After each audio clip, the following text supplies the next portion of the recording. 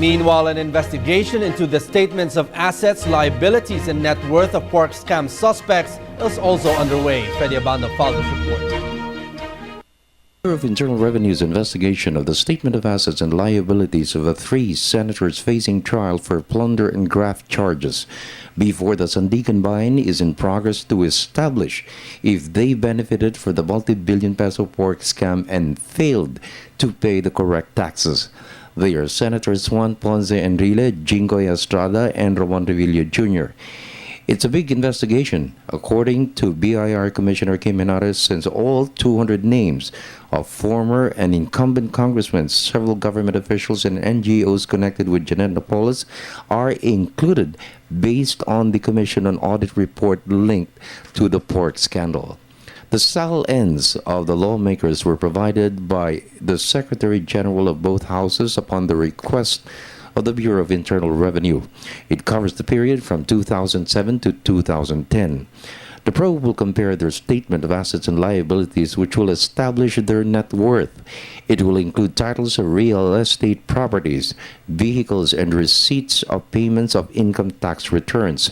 Bank accounts will be included if the Ombudsman will ask the court to discuss just how much are their deposits and loans. If there's a difference and you cannot justify, no, then the other thing is if there's a clear evidence that someone gave you money and you receive it and it did not come out in your income tax return, you have to gauge first his testimony, then you go to his SALN, does it show? The difficulty with the Bureau of Internal Revenue is this: I cannot have access to bank account. So the only access I have is a statement of asset, liability, and net worth. The Ombudsman have access to their bank account, no? So if we want to, sometimes what we have to do is wait for the Ombudsman to present those evidence. Because it's already now presented in court, then we go and get that evidence and then file another tax evasion case. Because other than that, we have no access to bank accounts. In the meantime, Henares stressed there is no evidence yet to conduct a separate probe of those who benefited from the disbursement acceleration program and may have failed to pay their income tax returns. Henares made it clear that the Supreme Court ruling declaring the DAP unconstitutional did state that the implementation of the DAP was done in bad faith. Henares stressed the COA audit report on the DAP will serve as a basis to proceed with a probe. If you just base it on the Supreme Court decision, there's nothing that we have to investigate, no? Because there's no diversion of funds based on that decision.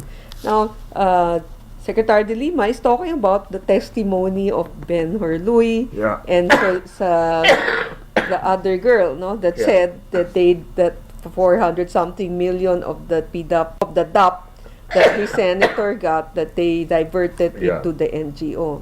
So that one, there's an allegation of diversion.